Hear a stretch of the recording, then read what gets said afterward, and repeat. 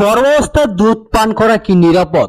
একজন গর্ভবতী মহিলার প্রতিদিন কত পরিমাণ দুধ খাওয়া উচিত? গর্ভাবস্থায় দুধের উপকারিতা কি কি? গর্ভাবস্থায় কোন ধরনের দুধ পান করা ভালো? গর্ভাবস্থায় দুধ পানের কি কি সাবধানতা অবলম্বন করতে হবে?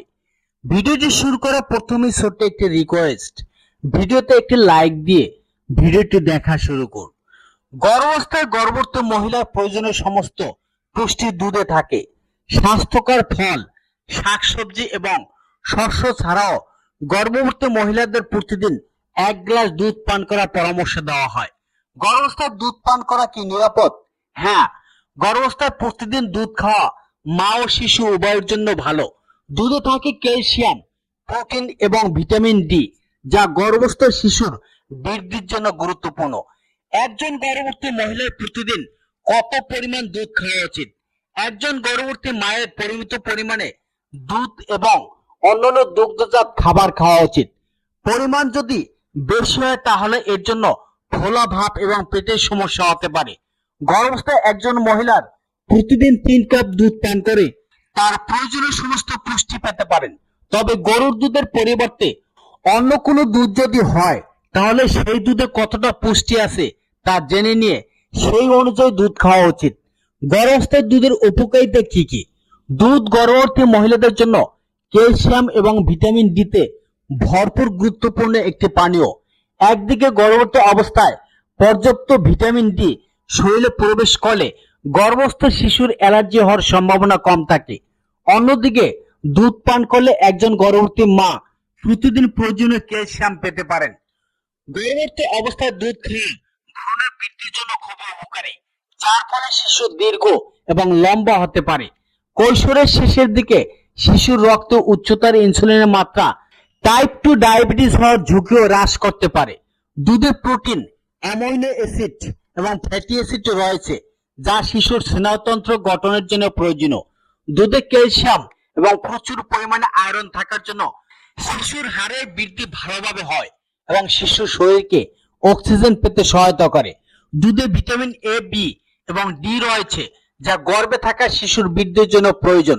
দুধ একটি ভালো অ্যান্টাসিড, যা গর্ভাবস্থায় প্রায়শই ঘটে যাওয়া অম্বল এবং অন্যান্য পেটের সমস্যা থেকে মুক্তি পেতে সহায়তা করতে পারে।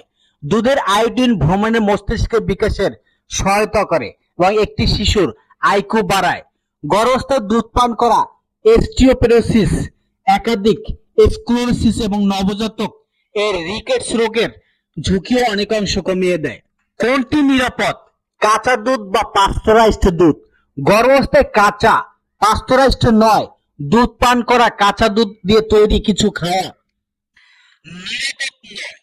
গরু, ভেড়া এবং ছাগল সহ যে কোনো প্রাণীর কাঁচা দুধ দিয়ে তৈরি দই, নরম পনির এবং আইসক্রিমে এই সময় এড়িয়ে যাওয়া ভালো।